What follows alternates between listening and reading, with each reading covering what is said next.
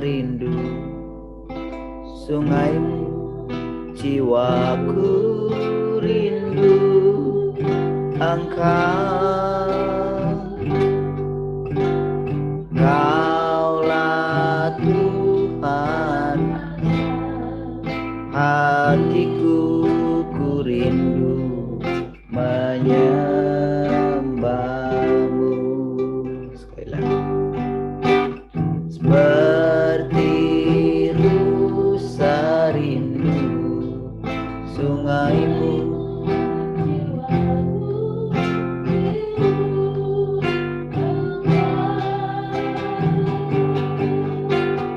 Kaulah Tuhan hasrat hatiku ku rindu menyembahmu.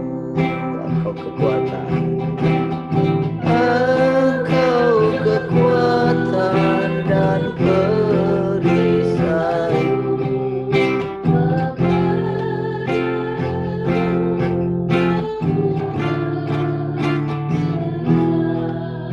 Engkau kekuatan, Engkau kekuatan dan perisai. Kepadamu rohku berserah.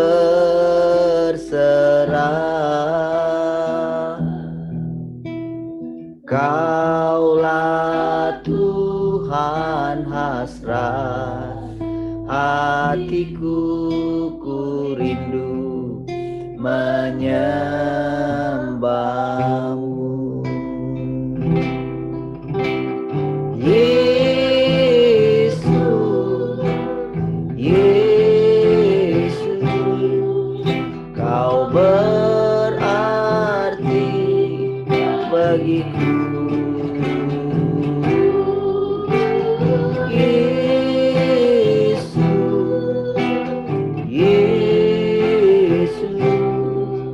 Kau segalanya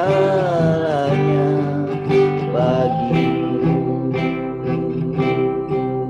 Sekali lagi dari awal. Seperti rusa rindu sungaimu, jiwaku rindu Engkau. Kaulah Tuhan hasrat hatiku ku rindu menyembahmu. Engkau kekuatan, Engkau kekuatan dan perisaiku. Kepadamu rohku berserah. Engkau kekuatan dan perisaiku.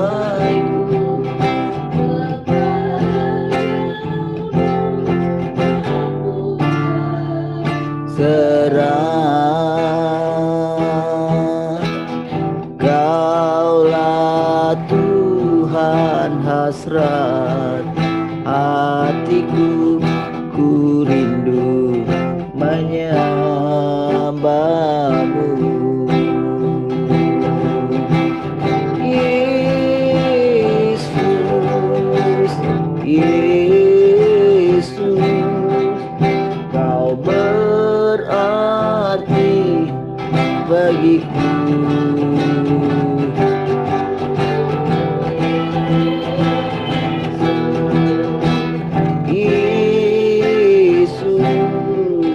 Kau segalanya bagiku. Sekali lagi panggil nama Yesus. Yesus, Yesus, Kau berarti bagiku.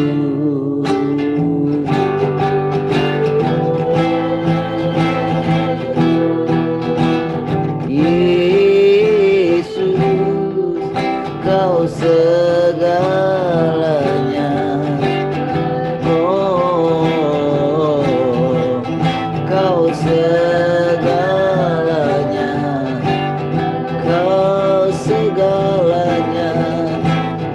segalanya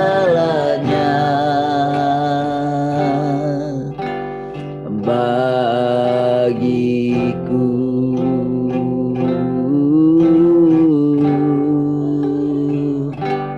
Kau segalanya dalam hidup kami, Tuhan.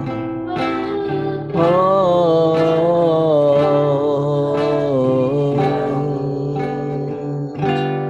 haleluya.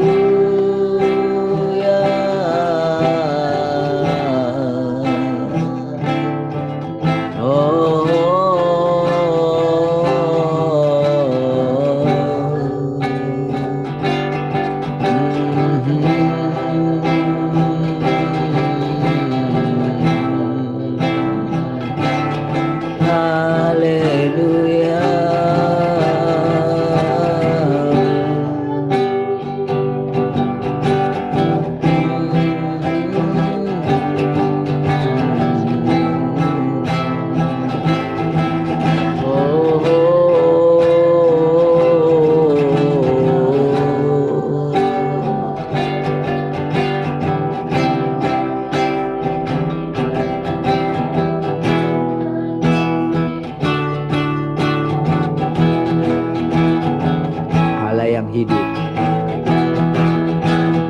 Allah yang hidup, penguasa semesta, Dia yang berikanku kemenangan. Dalam kasih-Nya ada sukacita, dekat padamu. Allah yang hidup, Allah yang hidup, penguasa semesta, Dia yang berikan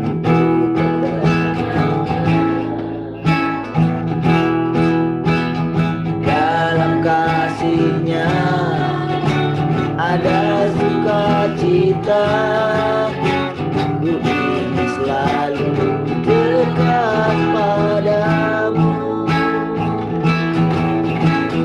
Terima kasih Allahku, hidupmu di dalamku dan hidupmu di dalamku. Kau puja, kau ku sembah, kau ku agungkan, Raja di atas segala. Terima kasih Tuhan, terima kasih Allahku, hidupmu di dalamku dan hidupku di dalamku. Kau ku puja, kau ku sembah, kau ku agungkan, Raja di atas segala. Terima kasih Allahku, hidupmu di dalamku dan hidupku di dalammu. Kau ku puja, kau ku sembah, kau ku agungkan, Raja di atas segala. Terima kasih Allahku, hidupmu di dalamku dan hidupmu di dalammu.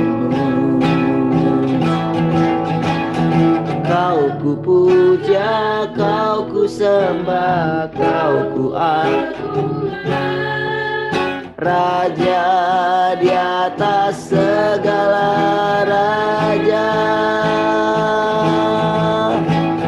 Kau ku puja, kau ku sembah, kau ku agungkan,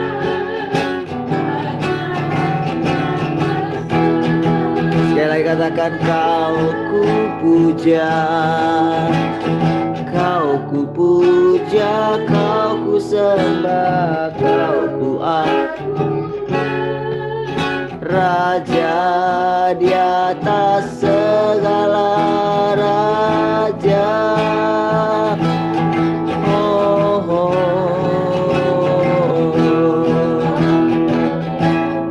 terima kasih Tuhan, terima kasih Tuhan. Hidupmu melimpah di dalam hidupku.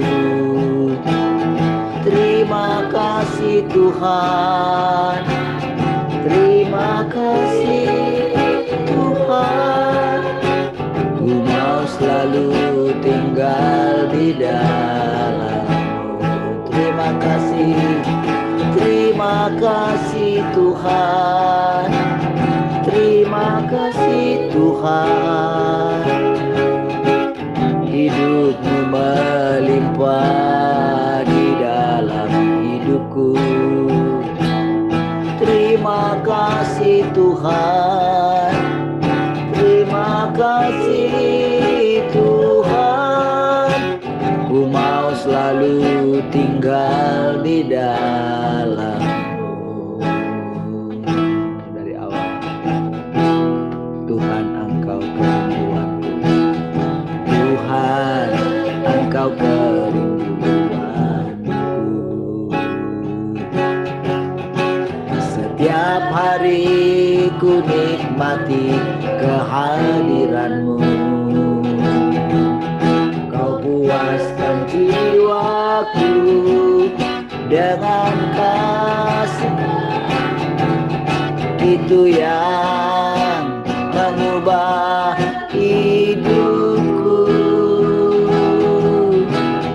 Tuhan Engkau sumber hidupku. Setiap hari ku menghirup nafas-Mu. Engkau mengajariku dengan kasih-Mu. Sebab Engkau nyata di hidupku. Terima kasih Tuhan, terima kasih Tuhan. Hidupmu melimpah di dalam hidupku. Terima kasih Tuhan, terima kasih Tuhan. Ku mau selalu tinggal di dalam. Katakan sekali lagi, terima kasih, terima kasih Tuhan, terima kasih Tuhan. Hidupmu melimpah di dalam hidupku. Terima kasih Tuhan, terima kasih Tuhan. Ku mau selalu tinggal di dalam-Mu. Karena ku aman bersama-Mu. Tuhan yang berkehidupanku. Karena ku damai, karena ku damai bersama-Mu.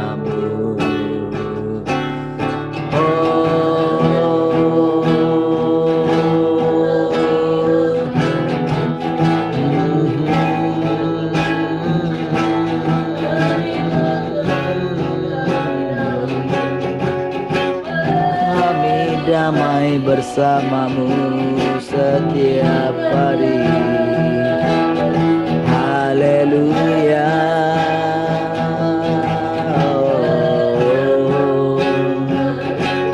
Sungguh Kaulah nafas hidup kami Tuhan.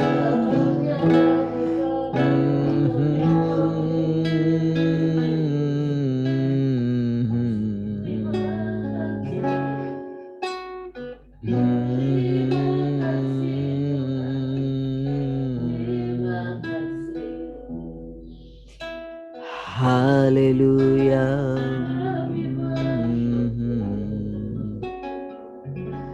Terima kasih Tuhan.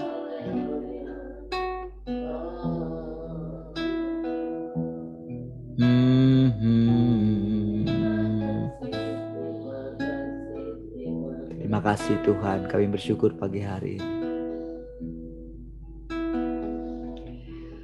Oh, kami tahu kasih-Mu selalu baru setiap hari Tuhan. Oh, perkataan-perkataan-Mu selalu menyegarkan kami. Selalu baru juga setiap hari, hikmat-Mu. Oh, sukacita, damai, sejahtera, ketenangan Engkau limpahkan. Kehidupan mengalir. Terima kasih Tuhan, kami bersyukur. Terpujilah Engkau. Haleluya. Mari kita semua yang mengasihi Tuhan sama-sama katakan amin.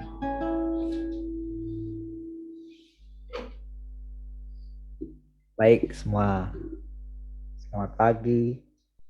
Shalom semua. Haleluya. Oh, firman Tuhan itu saudara, apa ya? Ya dan amin ya. Bisa kita pegang ya. Bisa kita gantungkan hidup kita kepadanya. Dan memang saatnya akan tiba saudara.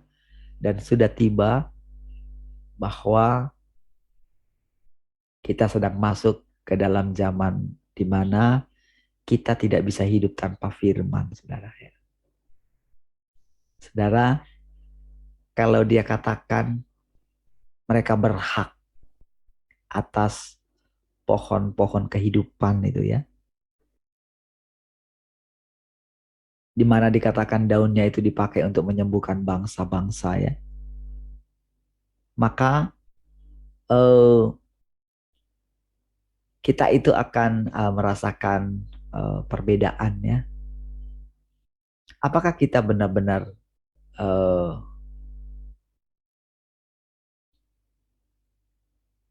mendapatkan pohon kehidupan itu setiap hari ya, atau merasakan aliran sungai kehidupan itu. Sungai kehidupan itu saudara bukan hanya menyegarkan ya, bukan hanya memandikan kita, tapi kita itu diibaratkan juga sebuah pohon gitu, di mana akar kita itu menjulur ke sungai kehidupan yang mengalir di dalamnya. Jadi makanya dikatakan itu sungai kehidupan, menghidupkan kita gitu. Selain membersihkan saudara segala kekotoran kita. Saudara, mungkin orang juga ini ya mendengarkan firman Tuhan saudara. Tapi saudara, firman itu sekedar jadi pengetahuan saja gitu. Jadi tidak merasakan sampai benar-benar itu menyucikan seluruh hidupnya gitu. Jadi saudara perhatikanlah saudara pertumbuhan saudara sendiri gitu ya. Jangan pernah merasa sudah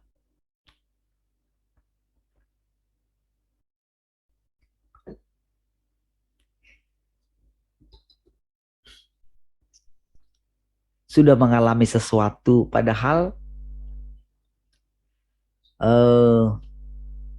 saudara tidak menikmati Tuhan itu gitu. Ciri kalau kita itu saudara benar-benar di dalam Alkitab kan ada contohnya ya gitu. Di mana sampai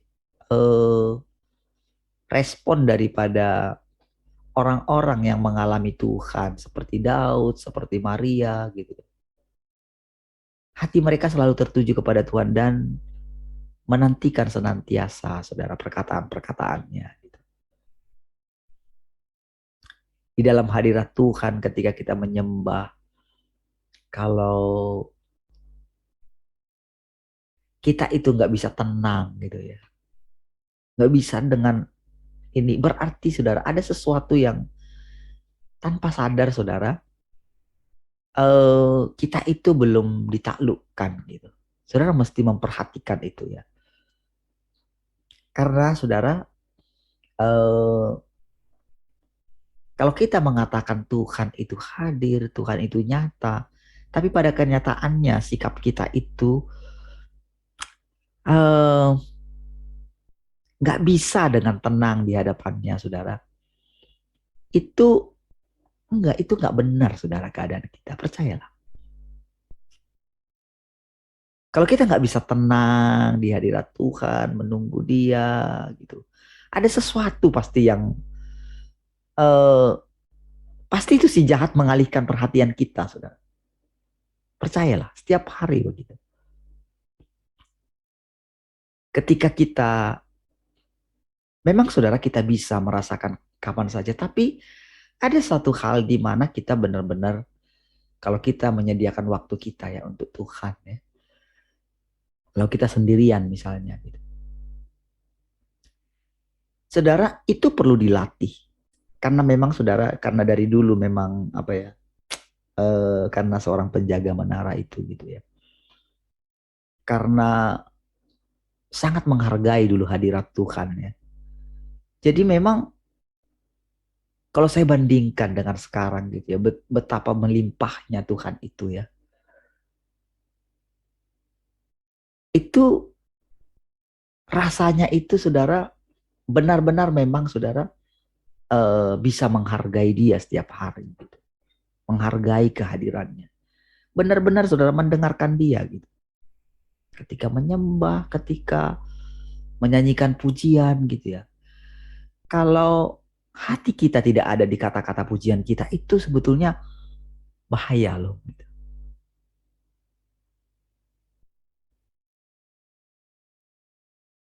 Itu satu alarm. Harusnya kita itu berjaga-jaga di situ gitu. Ketika kita menyanyi, memuji gitu ya.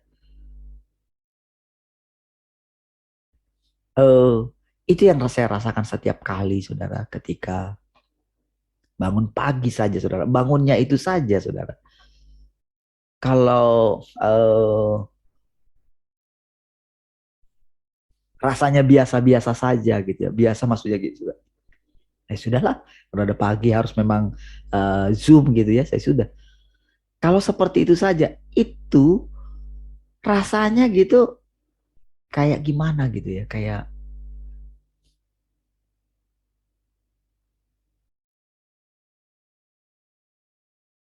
tidak ada sesuatu gitu ya ketika kita mau berjumpa dengan Tuhan gitu ya. Dengan Tuhan loh kita berjumpa gitu. Yang tahu segala sesuatunya tentang kita gitu loh, tahu, dia perhatikan semua karena dia tinggal di dalam kita gitu loh. Kita yang mengucapkannya gitu.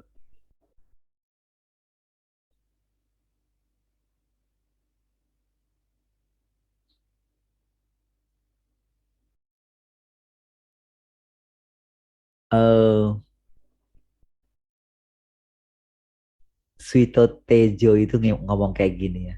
Jadi ketika di forum gitu ya, biasa kan kalau ada acara-acara itu ya. Saudara tahu Suito Tejo itu kan budayawan ya. Nah, itu kalau nggak salah ada ibu-ibu yang gimana itu ya. Yang apa namanya, dia itu kalau ngomong itu kayak gimana gitu. Kayak udah paling benar aja dia. Padahal kadang-kadang omongannya itu nggak berhikmat gitu. Padahal yang sedang dihadapinya itu orang-orang pintar gitu loh. Orang-orang yang memang bukan sekedar pintar gitu, tapi apa ya, memang benar-benar gitu. Ya punya jasa juga untuk bangsa ini gitu ya. Jadi satu saat saudara, dia ditanya gitu, si Tetejo ini ya, sama si ibu itu saudara. Tanya, dan dia jawab, diperhatikan ibu ini gitu. Ya diperhatikan gitu. Lalu saudara, ketika dia jawab, si ibu ini nggak memperhatikan dia gitu. Dia main handphone aja gitu. Langsung dilabrak.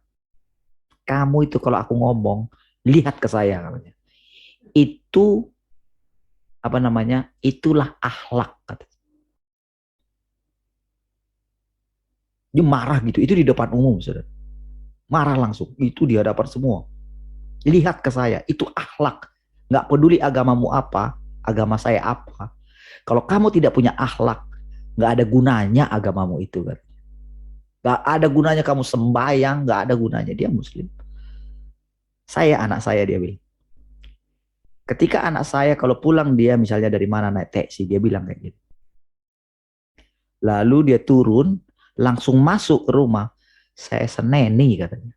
Saya marahin, saya maki katanya. Kenapa? Loh, kenapa kan saya sudah bayar katanya. Yang kamu bayar itu tenaga dan pikirannya. Tapi rasanya, rasamu itu nggak kamu bayar katanya. Jadi kalau kamu diantar taksi, dia pulang, dia bilang kayak gini. Kamu harus sampai dia pergi dulu, baru kamu masuk. Itulah akhlak katanya. Saya ketika dengar itu saudara, itu saudara terdiam saudara. Si itu yang sok-sok itu saudara terdiam. Saudara. Itu saudara orang yang ngerti saudara. Bayangkan saudara kita yang bicara, yang bilang saudara. Tuhan ada di antara kita. Nggak perlu kan harus seperti itu saudara. Setiap kali saudara ketika kita masuk di sini saudara, saya selalu gini saudara. Dalam ibadah juga begitu saudara ya. Kalau saya perhatikan orang itu pokoknya gak nyanyi gitu ya. Itu rasanya untuk apa kamu ke sini gitu. Terus kalau saya misalnya uh, berbicara di atas gitu khotbah gitu ya. Terus orang gak memperhatikan gitu ya. Dia handphone gak tahu kemana gitu.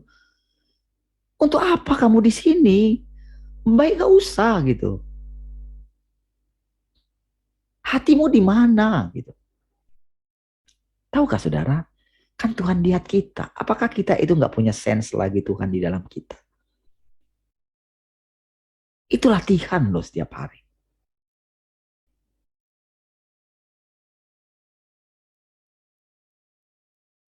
Makanya setiap kali saudara saya bilang, saudara kita ini sedang dilatih loh. Didisiplin sama Tuhan. Ayo.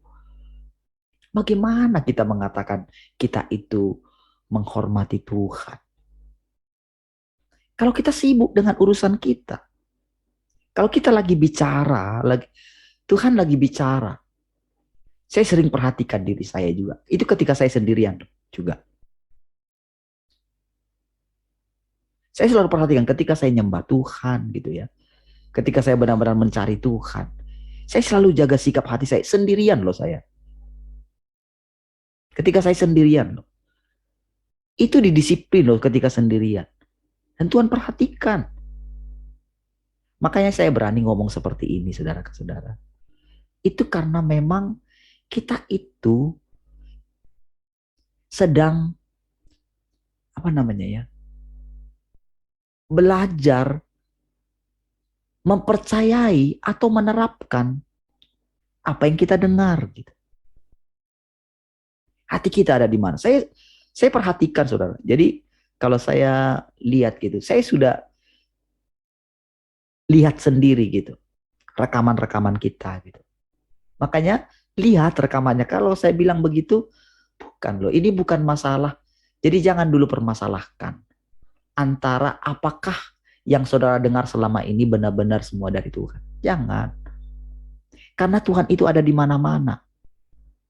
Ketika orang lain bicara, entah siapapun dia, kalau Tuhan suruh kita itu memperhatikan, kalau kita mengakui bahwa Tuhan ada di mana-mana, saudara, kita bisa dapat pelajaran dari banyak hal. Dan itu sangat membuat kita itu bisa merasakan Tuhan di mana-mana. Iya, ini pelajaran, saudara. Percayalah, saudara.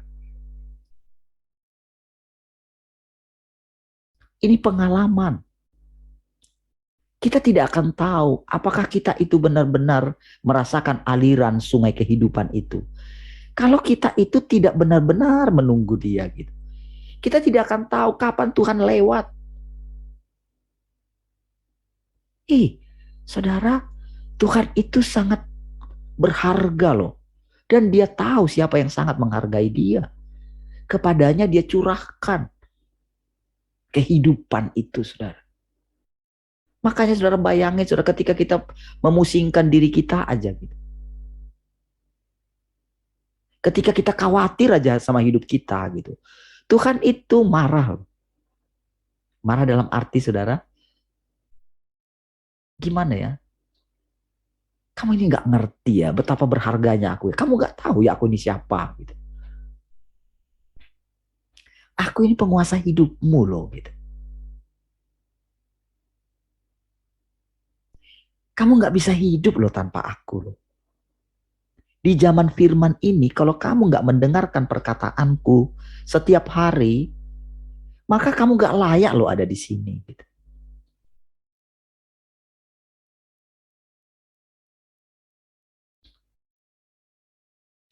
Jadi saudara, ketika kita mulai datang kepada Tuhan gitu, jangan terkejut ketika dia itu mulai menyatakan bagaimana sesungguhnya kita bersikap setiap hari.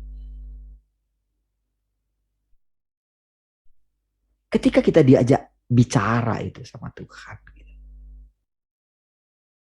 Karena saudara, saya selalu perhatikan setiap hari, saudara, dalam kehidupan saya sendiri.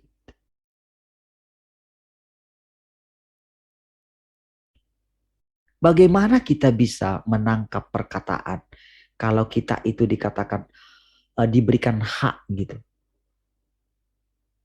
atas pohon-pohon kehidupan gitu.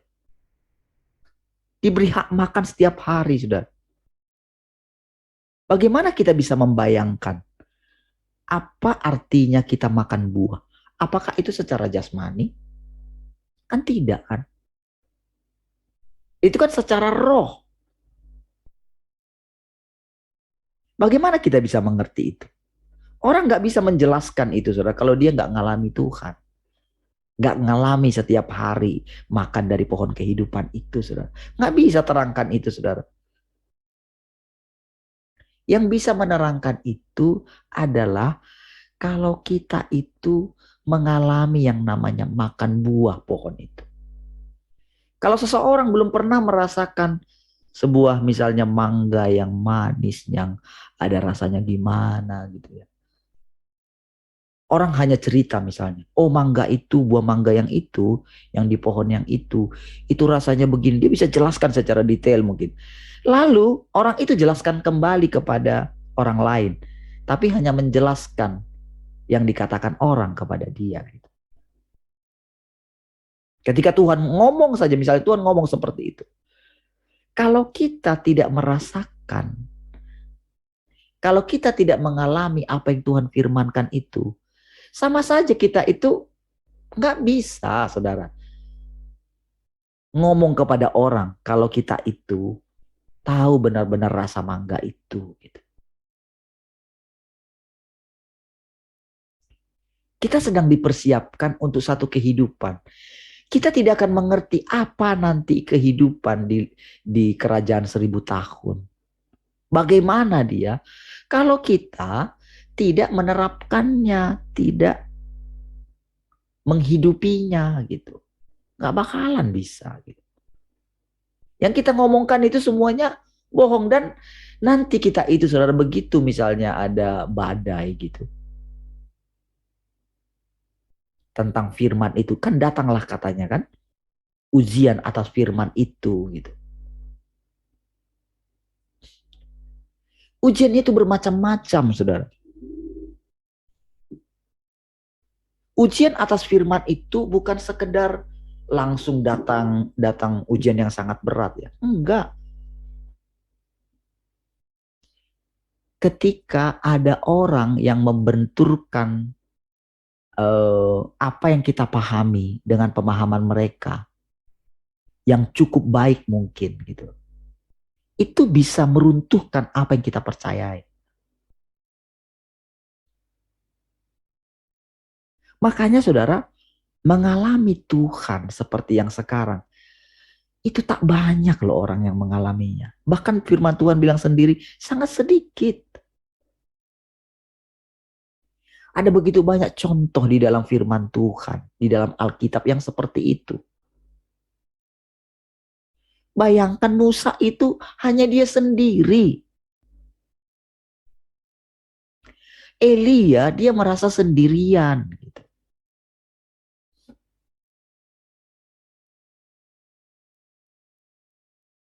Memang ada yang lain yang dikatakan disimpan Tuhan gitu. Tapi yang dipakai oleh Tuhan itu hanya Elia yang layak.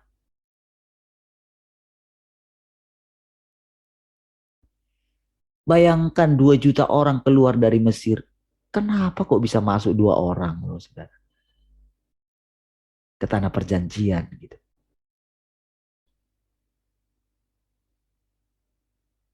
Berarti memang saudara dia itu bekerja. Kalau dia mulai memilih sekelompok orang, saudara. Dari 12 murid juga dia pilih 3 orang. Dari 3 orang ini dipilih juga 1 orang gitu. Jadi saudara, pilihan Tuhan itu saudara, mari saudara. Kalau dianugerahkan hidupnya kepada kita saudara. Dianugerahkan dirinya loh sebetulnya. Dia menganugerahkan, mengaruniakan anaknya yang tunggal. Supaya setiap orang yang percaya kepadanya. Itu di pasal 3. Itu kan perkataan Yohanes. Yang menulis kitab itu saudara. Tetapi di pasal 6. Tuhan sendiri ngomong. Belajarlah percaya. Percaya adalah pekerjaan utama. Jangan buat percaya itu menjadi pekerjaan sampingan. Itulah pekerjaan utama. Itulah hidup yang kekal. Jangan pakai kepercayaanmu hanya untuk hidup yang sementara. Segala di dunia ini sementara semua.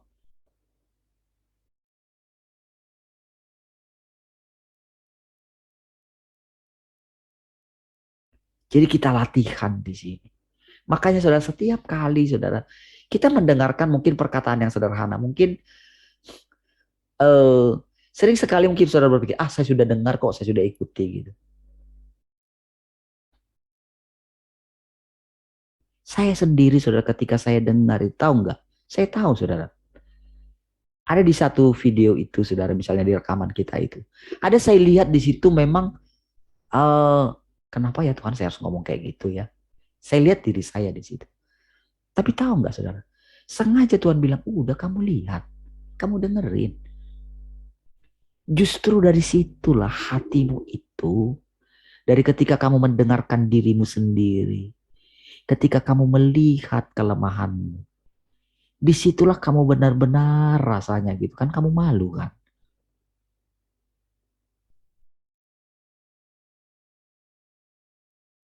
Disitulah benar-benar kamu tahu kalau kamu itu, kalau manusia itu tidak segampang yang kamu pahami gitu.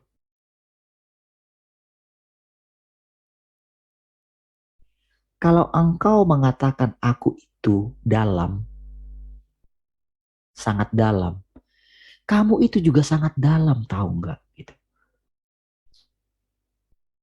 Jangan kamu merasa dirimu itu sudah kamu kenal gitu.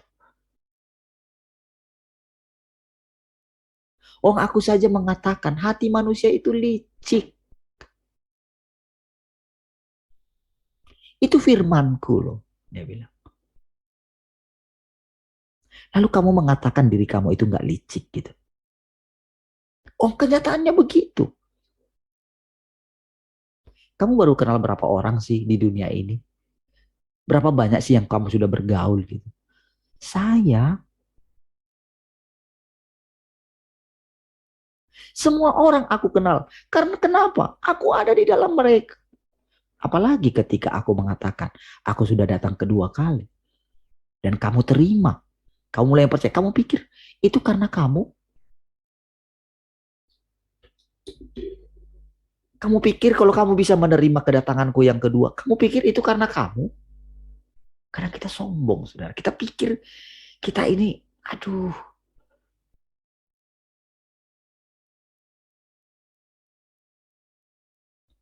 Semalam itu saya nonton sampai habis, bayangin itu yang saya posting di ini saya, saudara. Di YouTube saya pribadi gitu. Saya ada posting berapa di situ ya. Saya lihat ada satu, itu pun belum saya lihat itu rekamannya. Karena memang ada juga di sini ya. Padahal saudara, setiap kali saya posting, kalau saudara subscribe saya, pasti muncul di wall saudara. Pasti muncul.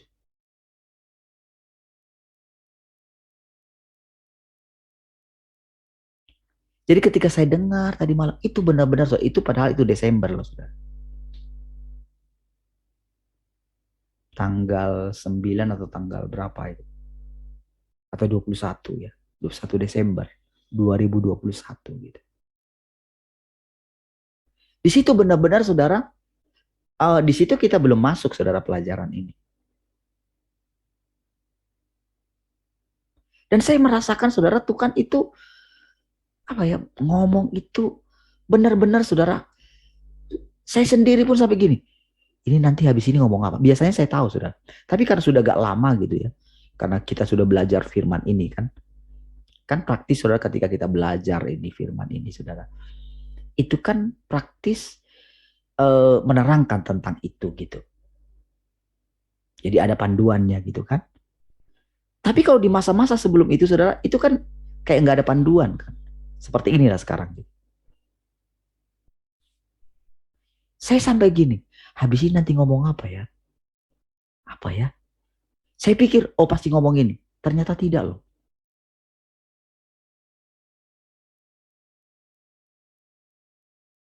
Dan itu hampir saya posting lagi saudara. Tapi ya sudahlah. Dari situ saudara, saya belajar cara Tuhan bicara. Saya belajar gitu. Saudara, kapan saudara kita tahu?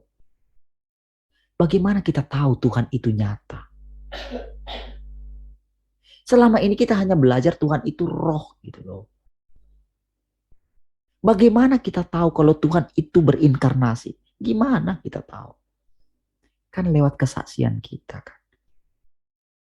Kalau kita ngalami lewat anak, itu satu pelajaran kecil, saudara. Kalau kita bisa melihat Tuhan itu nyata dalam binatang, itu pelajaran kecil banyak sekali. Setiap hari, saudara. Sampai dia buat begini, saudara. Saudara tahu? Dengan dia buat itu di dalam kita, dia penuhi kita dengan dirinya gitu. Tahu nggak? Itulah yang membuat kita itu mengalami kepenuhan Allah. Seperti itulah kepenuhan Allah itu. Kepenuhan Allah bukan simsalabim. Kita dapat kayak dapat arus gitu ya. Kita membayangkan urapan turun sama kita. Dituangi minyak sama kita. Mungkin kita merasakan itu di alam roh. Bukan loh, itu cuma gambaran. Makan buah. Lalu kita sembarang bisa, misalnya kita temukan makan itu. Tidak. Diberikan hak. Sorga itu nggak kelihatan. Mau dicari dimanapun kamu nggak tahu kemana aku pergi. Makanya di kitab terakhir Wahyu itu kan dikatakan barang siapa haus akan datang satu masa di mana akan terjadi bencana kelaparan. Tapi kelaparan apa? Kelaparan akan firman. Tapi dikatakan orang tidak akan menemukannya. Berarti pada waktu itu saudara, yang dikatakan di kitab Amos itu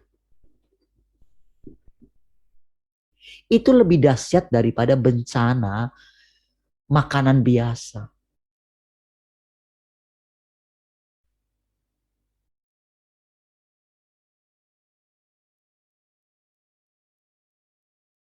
Karena saudara, yang lebih real itu adalah yang rohani, saudara.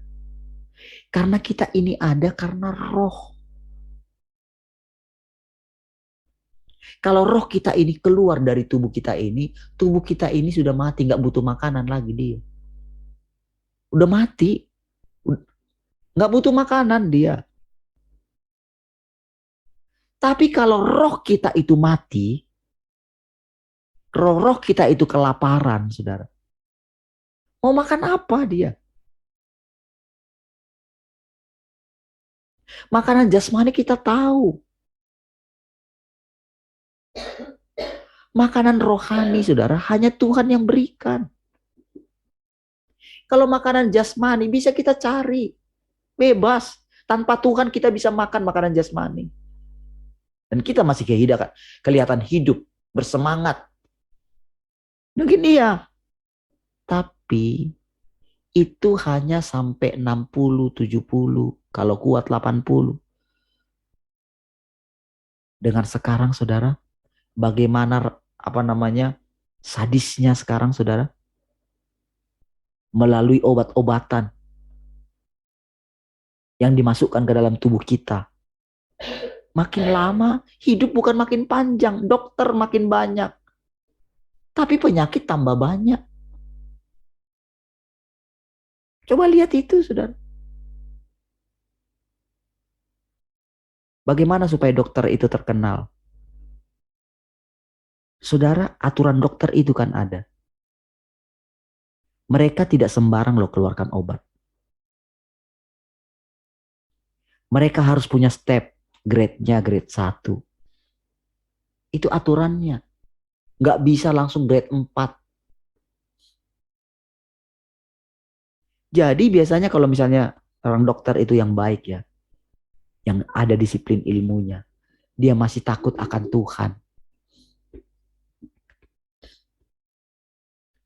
Dia itu akan mengikuti aturan itu. Tapi mungkin pasiennya itu nggak langsung sembuh. Karena kan dikasih ukurannya gitu.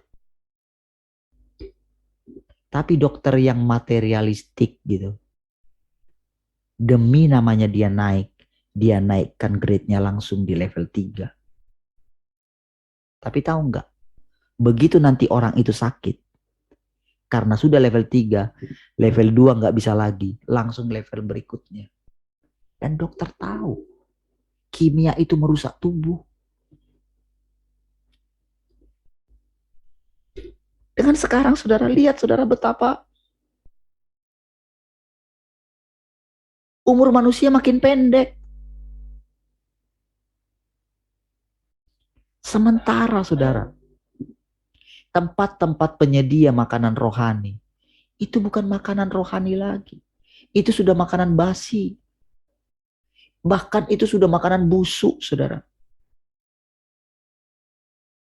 Makanan yang sudah itu di kulkas, di iniin lagi gitu. Nggak fresh. Orang itu yang menjajakan makanan di rumah Tuhan itu, mereka tidak mengikut Tuhan. Mereka hanya mengatakan, saudara, itu firman Tuhan karena ada dalam Alkitab. Merasa itu, saudara, bahwa mereka itu merasa bahwa ini loh makanan yang benar itu ini. Gitu. Padahal, saudara, itu makanan busuk. Itu buah yang busuk.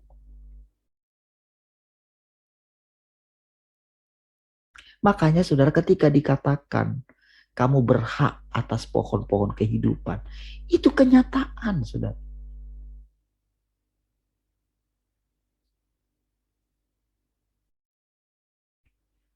Makanya, saudara, kadang kalau saya ngomong seperti ini, saya tahu, saudara, nggak enak kadang kalau ngomong kayak gini. Tapi sadarilah dirimu.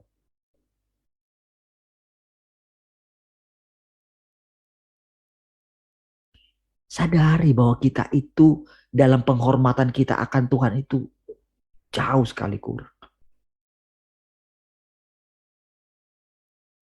Kita hanya menjadikan Tuhan itu, kita baik sama Tuhan karena uh, kita ingin mendapatkan sesuatu dari Dia. Kita nggak pernah memikul kuknya Tuhan, bebannya Tuhan. Jangankan beban terhadap orang lain, saudara.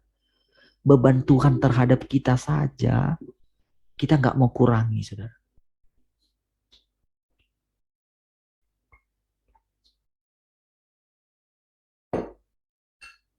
Kita nggak mengenal musuh kita. Kita tidak mengenal musuhnya Tuhan. Kita hanya tahu dia iblis, dia licik. Kita hanya tahu itu di luaran.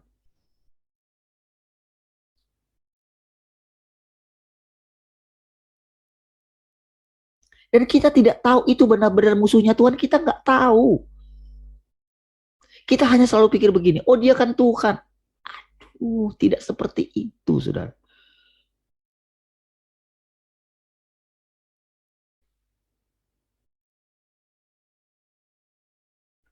Tidak seperti yang kita pahami, percayalah gitu. Kalau saya ngomong kayak gini ya. Kita nggak kenal musuh kita. Makanya ketika kita nggak kenal musuh kita, dia sudah menyusup terlalu dalam di dalam kita. Kita nggak mengenali musuh kita. Apalagi saudara, kalau kita itu selalu kepada pemikiran yang lama. Itu ide manusia yang diajarkan Pak Andreas tentang musuh itu. Tak ada musuh itu. Iblis pun bukan musuh kita. Itu saudara pemahaman di luar, pemahaman manusia. Tidak seperti itu. Itu sudah tertipu, saudara. Lalu, saudara, musuh kita ini, saudara, itu juga dipakai Tuhan.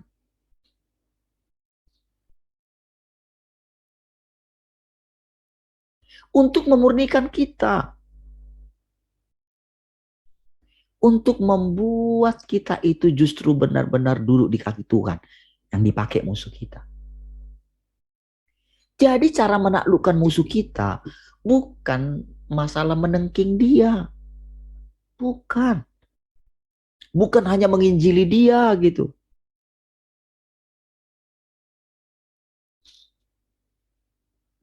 Lalu harapan kita kalau kita injili terus. Kalau seperti dulu misalnya kita injili nenek moyang kita. Gitu, yang ada dalam kita. Gitu. Apakah langsung lari? Tidak. Mereka itu berusaha.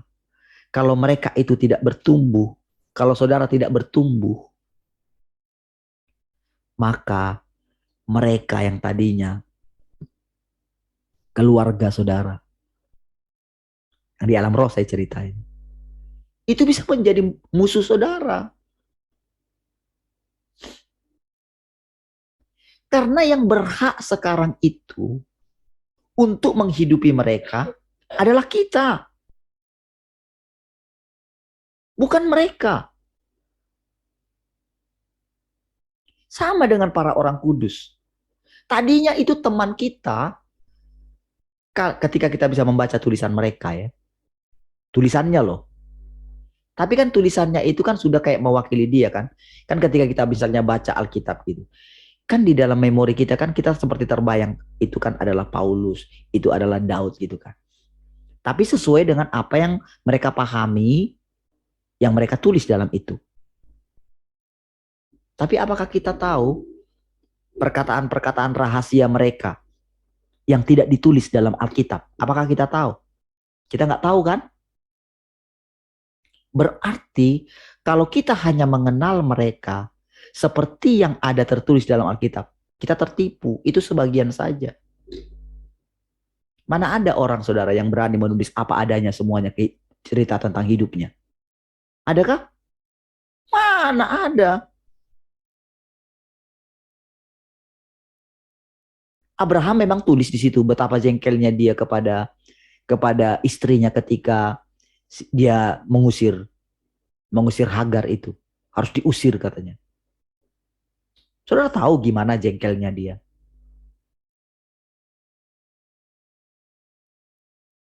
Saudara tahu kalau mungkin di dalam hatinya dia, lu juga sudah tua gak melahirkan anak.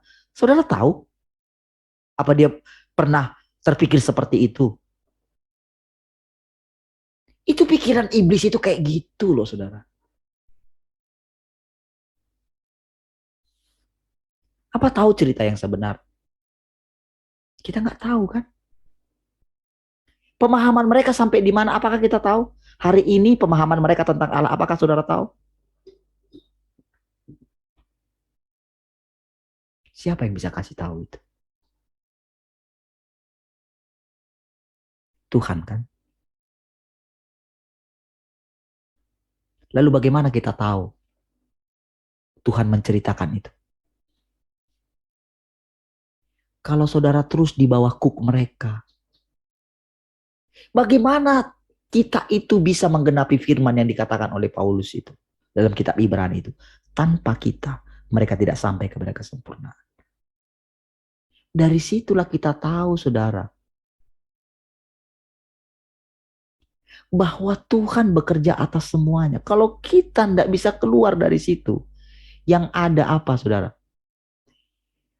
Yang ada paling kita sama dengan mereka. Tapi sama pada waktu mereka dulu kenal Tuhan.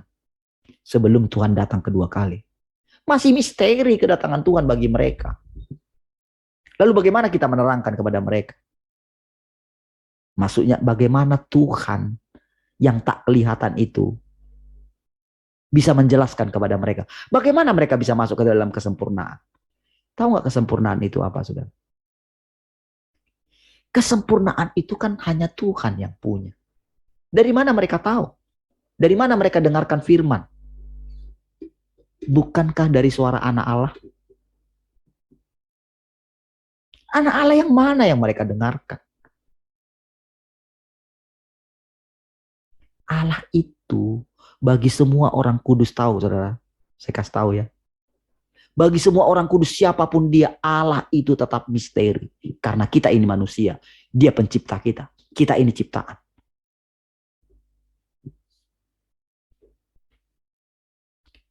Kenapa mereka sangat menghargai kita? Karena mereka juga pernah sama seperti kita. Jadi ketika kita salah, gitu, mereka tidak melihat kesalahan kita. Karena yang mereka lihat adalah Tuhan. Jadi yang ada adalah begini, saudara. Mereka itu menguatkan kepercayaan kita. Mereka para awan saksi yang menguatkan semua kita. Kalau dulu Tuhan Yesus didatangi oleh Elia dan Musa, itu adikodrati, saudara. Dan saudara nggak perlu menunggu seperti itu. Bukan seperti itu jalannya. Dia itu mau alami. Tahukah saudara? Kita ini jembatan antara bumi dengan surga. Nanti akan kita belajar. Saudara, kalau bukan Tuhan yang menjelaskan perkataan-perkataan itu, nggak mungkin satu orang pun bisa menjelaskan itu.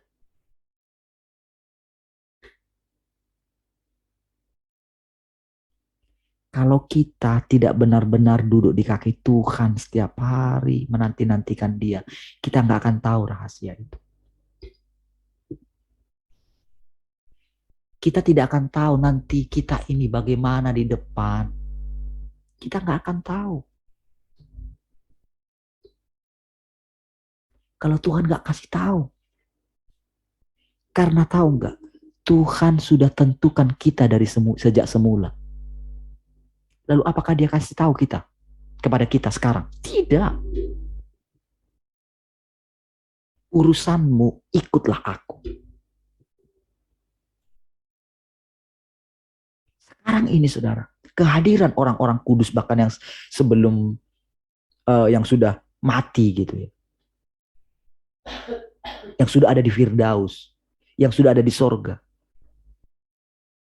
Kehadiran mereka nggak perlu kita lihat, nggak perlu orang lain melihat, oh ada Elia lagi ngomong sama dia. Nggak perlu. Ketika Tuhan bicara, ketika murid-muridnya tanya sama dia, Tuhan, guru, katanya Elia itu mau datang. Katanya kan? Lalu Tuhan bilang apa? Sebetulnya Elia itu sudah datang. Itu berbicara mengenai Yohanes Pembaptis kan.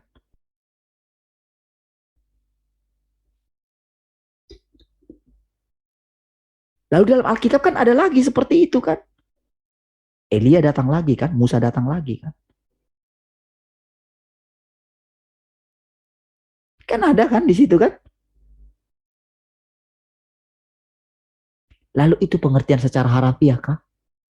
Bukan.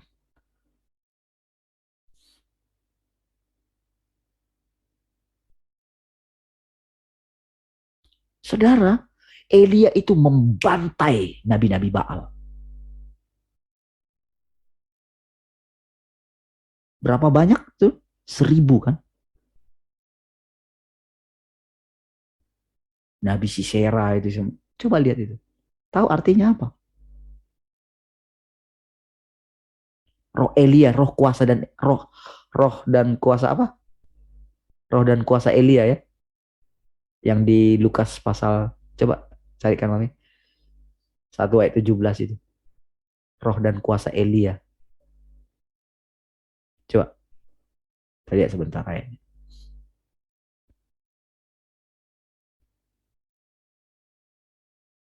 Ketemu Mami? Coba baca sih Lukas, bawa sih.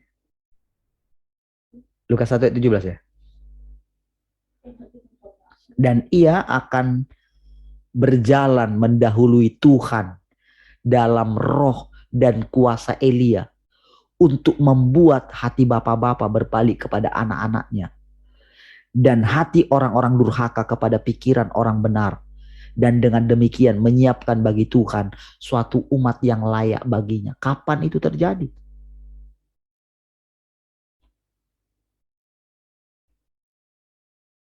Dengan roh dan kuasa.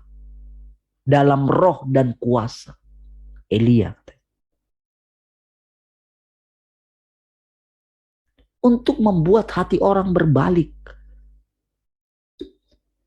Tapi saudara kan kejadian itu kan ada dalam kejadian pasal 1 Raja-Raja pasal berapa itu? Oh, kita lihat di dalam Maleakhi itu. Maleakhi 4 itu ayat 5 sampai 6 itu. Sesungguhnya aku akan mengutus Nabi Elia kepadamu menjelang datangnya hari Tuhan yang besar dan dahsyat itu.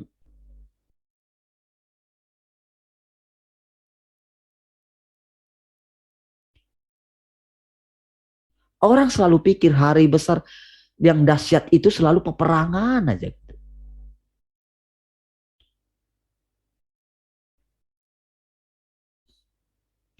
Maka ia akan membuat hati bapak-bapak berbalik kepada anak-anaknya dan hati anak-anak kepada bapak-bapaknya. Supaya jangan aku datang memukul bumi sehingga musnah. Dia sedang mempersiapkan umat yang layak, saudara. Kami sudah sering sekali mendengarkan ayat ini dulu, saudara. Tetapi bagaimana realnya itu?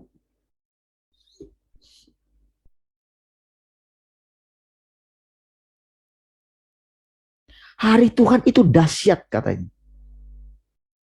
Tetapi kita menganggap biasa-biasa. Ketika kita mendengarkan perkataan-perkataan yang keras, saudara menyalahkan manusia yang mengatakannya. Lari loh nanti semua ini. Mau dibawa kemana gereja ini? Berarti saudara nggak memperhatikan firman Tuhan selama ini kalau ngomong seperti itu. Saudara hanya sibuk memperhatikan kepercayaan saudara. Tahu nggak? Roh dan kuasa Elia itu membunuh apa, saudara? Nabi-nabi Baal. Baal-Baal dalam hati kita.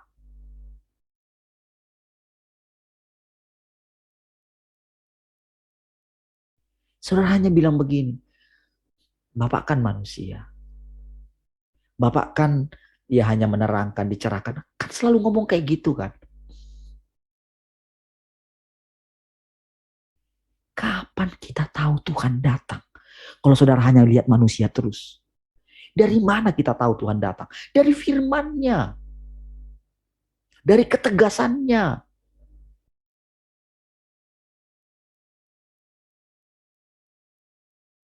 Apakah benar kita selama ini menunggu Tuhan, mencari Tuhan? Apakah saudara terus nyaman dengan keadaan saudara seperti ini? Di mana saudara nggak bisa lepas dari kekhawatiran saudara. Di mana ketika menjalani hidup,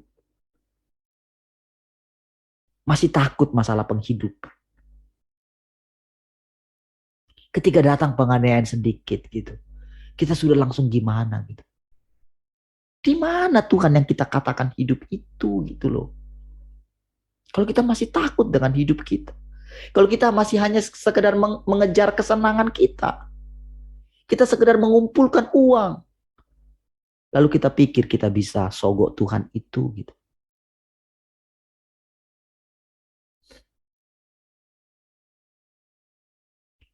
Kita tidak tahu bagaimana pekerjaan Tuhan menaklukkan kita.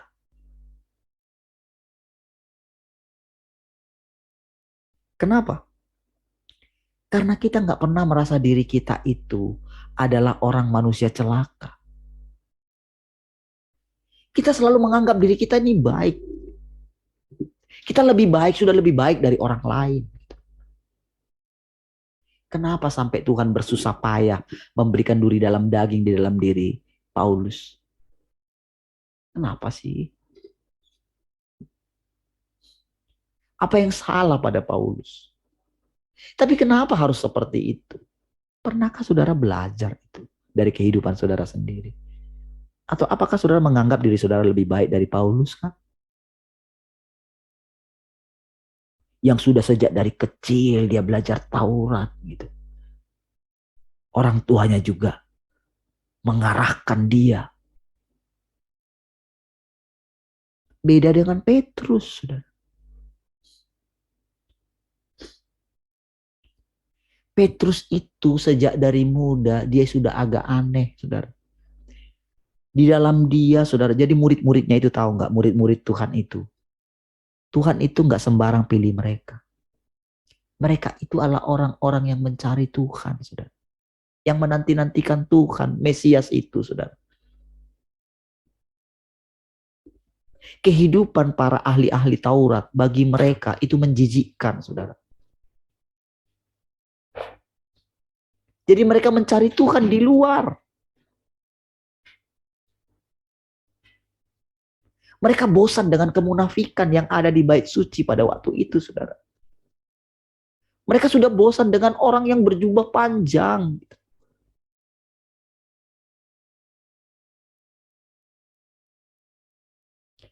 Di dalam hati mereka hanya ada Mesias, saudara.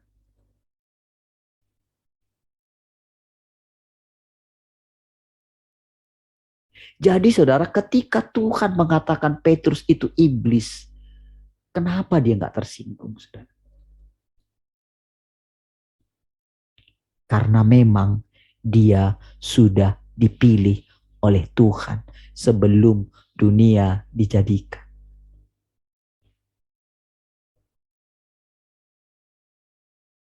Kenapa Yesus berani mengatakan hal-hal yang sangat, boleh dikatakan kalau sekarang itu sangat kasar kepada murid-muridnya. Alangkah lambannya, alangkah bodohnya kamu. Kenapa dia bisa marah kepada murid-muridnya ketika dia dibangunkan di tengah badai? Saudara, benar-benar saudara kita di sini sekarang ini, saudara, dibersihkan oleh firman.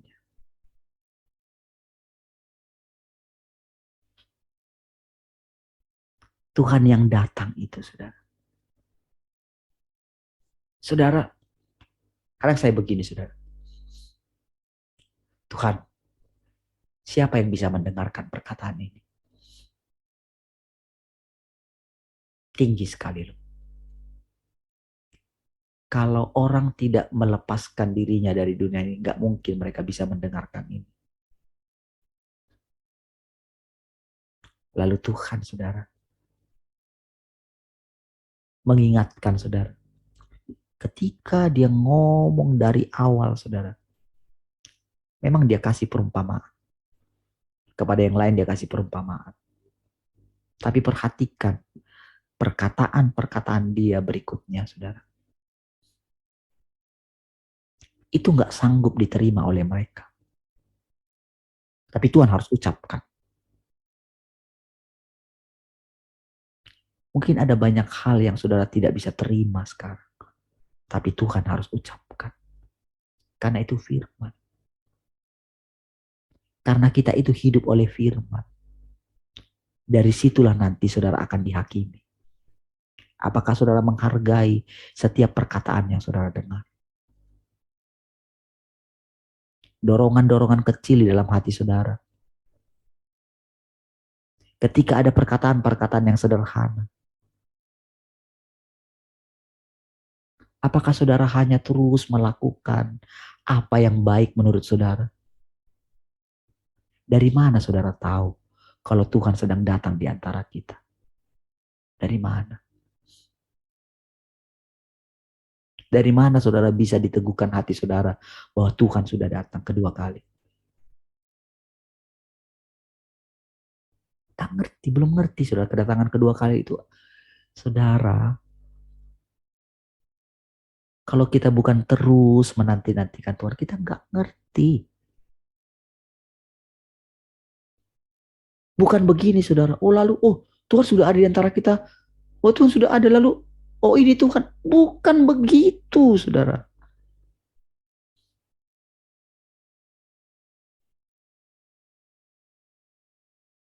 Bukan begitu maksud. Semua kita ini ciptaan. Manusia Yesus itu pun ciptaan, saudara. Tetapi esensinya itu Allah. Tetapi tetap ada dia sebagai ciptaan. Kalau enggak, saudara, kita enggak ngerti kita arti penebusan itu, saudara.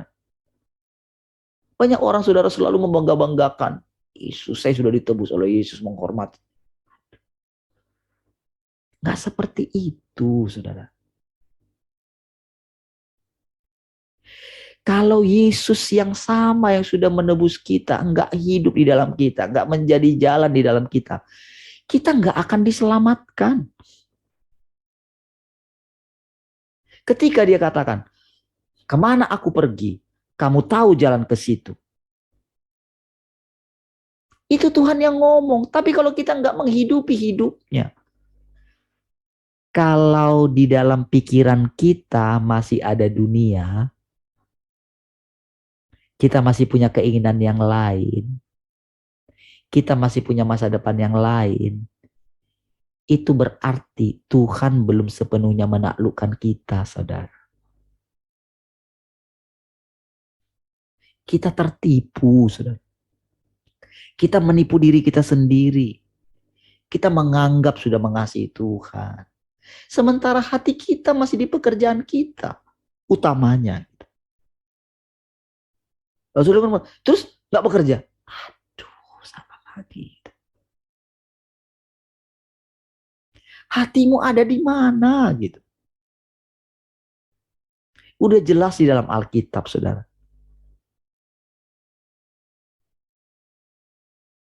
Bagaimana ketika Maria dan Marta itu.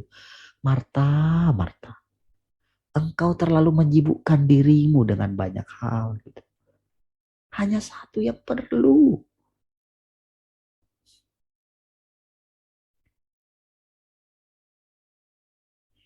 Kalau saudara tidak benar-benar menginginkan Tuhan, saudara tetap akan jadi Marta. Percayalah. Kalau saudara nggak benar-benar memberikan sepenuhnya perhatian saudara kepada Tuhan, itu saudara. Kalau saudara nggak berlatih duduk berlama-lama gitu, menantikan Dia.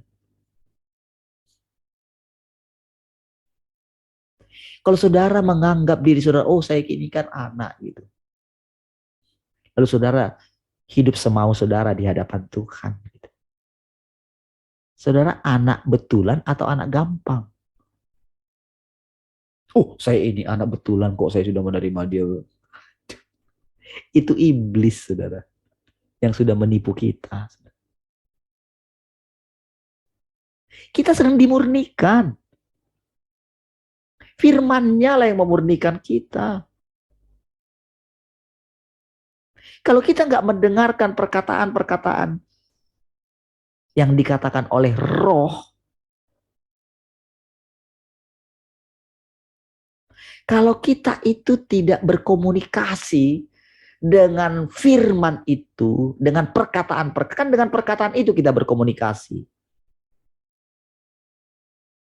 Karena perkataan itu adalah Tuhan. Jadi dengan perkataan itulah kita komunikasi. Jadi yang kita dengar itu adalah firman juga. Ngomong ke firman itu.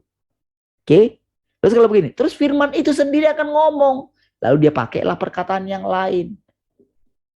Dan dari situlah kita akan tahu nanti perkataan-perkataan yang baru, hikmat yang baru. Dari ketika kita ajak ngomong. Ingat pelajaran kita dulu yang diajarkan Pak Andreas. Dari mana dia bisa menjelaskan semua itu?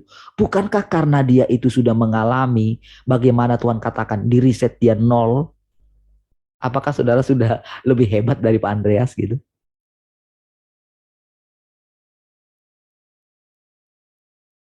Lalu saudara setelah dia, saudara kita tahu saudara dia melakukan itu semua, oh dia nggak pamer dia, enggak. Kita tahu saudara.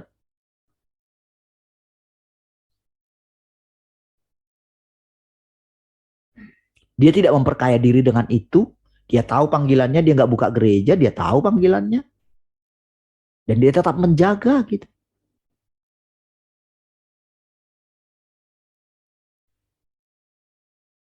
Tapi ketika Tuhan bilang dia nol,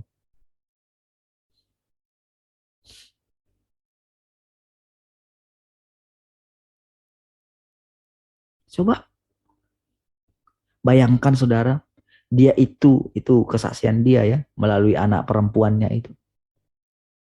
Yang dipakai oleh Roh Kudus. Oke lah. Mungkin banyak orang, mungkin ada juga orang yang tidak percaya gitu ya.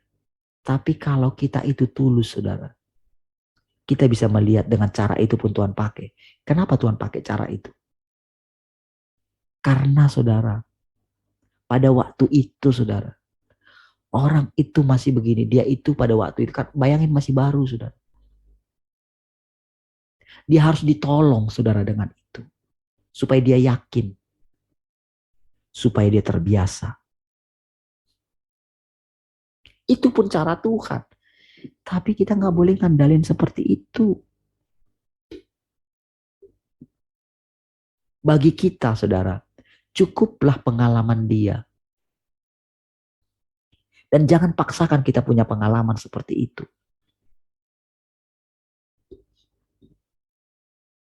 Sekarang dia dengan cara yang baru. Disinilah benar-benar saudara kita boleh tahu bagaimana dulu Yesus hidup saudara. Ketika dia katakan, aku adalah jalan, aku adalah kebenaran, aku adalah hidup.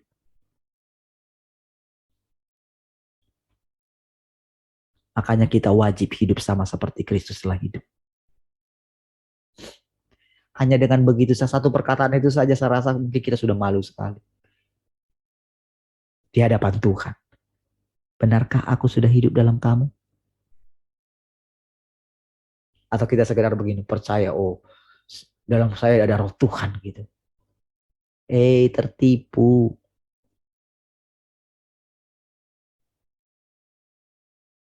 Ketika aku hidup, kamu ingat dulu gimana aku hidup? Coba kamu bayangin aja, kan gampang kan? Kan ada dalam Alkitabmu kan? Kamu percaya kan Alkitab itu kan firman Tuhan kan? Cobalah kamu lihat gimana aku dulu hidup. Oh, itu kan engkau Tuhan. Kan, aku adalah jalan, aku adalah kebenaran, aku adalah hidup. Coba sekarang kamu perhatikan. Bukankah kamu yang menentukan masa depanmu? Bukankah demikian? Bukankah kamu yang menentukan masa depan anak-anakmu? Bukankah kamu yang mengatur semuanya? begini, begini, begini. Bukankah semua selama ini aku yang terus menjawab kebutuhanmu? Kalau aku itu terus yang menjawab kebutuhanmu, kira-kira dirimu lebih kuat atau aku yang lebih kuat? Apakah selama ini ketika aku datang kepadamu, engkau selalu menolak aku? Kamu tahu nggak? Aku datang dengan masalah, kamu menolak masalah itu. Bukankah engkau sedang menolak aku? Saudara, dari situ saja, saudara, dari perkataan yang sederhana itu, saudara. Oh, kita sudah malu sekali. Tapi dia tahu, saudara, kelemahan kita. Nggak semua ditunjukkannya kepada kita. Kalau enggak, kita sudah mati, saudara.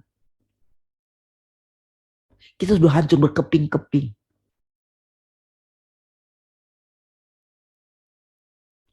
Dia benar-benar, saudara, tahu ukurannya. Dia jamin semua kita. Ketika dia katakan kebenaran, tahu nggak kebenaran itu seperti pedang yang sangat tajam. Itulah kebenaran yang bisa memisahkan pikiran dan pertimbangan kita. Itu baru kebenaran. Itu baru firman yang memurnikan.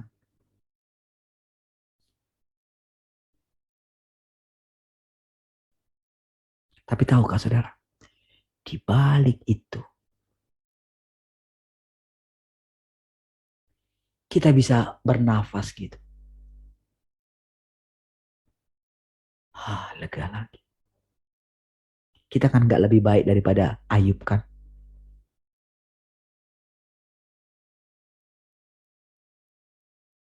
Dia benar-benar rendah hati sekalipun dia sangat kaya. Dia tetap bisa menjaga kekudusannya. Walaupun dia, ya bisa aja dia, saudara, mungkin seperti yang dikatakan. Kan dalam Alkitab juga lihat kehidupan Daud, kehidupan Salomo, punya istri banyak. Dan diizinkan sama Tuhan loh.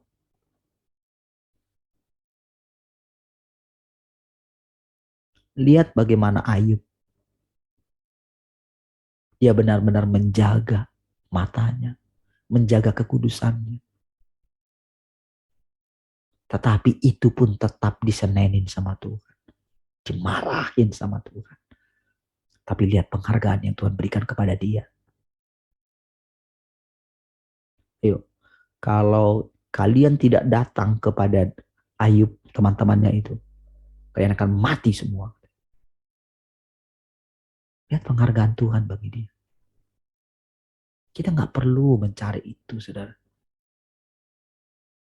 Tapi saudara, Tuhan tahu, saudara. Memberikan upah kepada orang yang bersungguh-sungguh hati kepadanya. Tuhan tahu.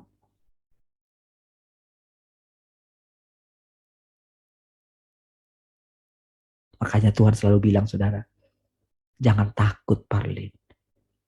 Akulah perisai. Itulah yang buat saya berani mengucapkan kata-kata apapun, saudara. Karena dia tahu, saudara. Saya akan datang terus di kakinya, saudara. Tuhan sudah mulai menaklukkan kita, saudara. Dan kalau saudara bisa terus mendengarkan perkataan ini, itu karena Tuhan. Percayalah. Maksud Tuhan sangat baik. Sudah lewat 8 ya. Mari kita berdoa. Terima kasih Tuhan. Kami bersyukur untuk setiap perkataan-perkataan-Mu Tuhan. Engkaulah kehidupan kami. Engkaulah jalan kami. Engkaulah tempat tinggal kami Tuhan. Engkaulah tujuan kami. Perkataan-perkataan-Mu adalah kehidupan kami. Yang menyembuhkan kami. Yang membalut hati kami. Tuhan, biarlah kami boleh mengenali pekerjaan-Mu dalam hidup kami. Biarlah kami mengenali siapa musuh yang membutakan mata kami selama ini Tuhan. Yang menipu kami selama ini. supaya kami juga membenci musuh kami yang adalah juga musuh-Mu Tuhan. Terima kasih Tuhan. Kami bersyukur untuk setiap perkataan-perkataan.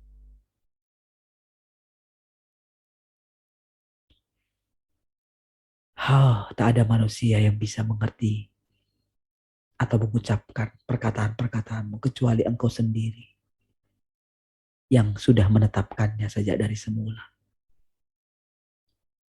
Tak perlu kami meninggikan diri kami, Tuhan. Di atas segala sesuatunya, Engkaulah yang dimuliakan, Tuhan. Tuhan, terima kasih. Kami menundukkan terus hati kami ini. Terpujilah Tuhan untuk selama-lamanya. Mari semua kita yang mengasihi Tuhan sama-sama katakan, amin. Baik, saudara, puji Tuhan. Tuhan memberkati semua.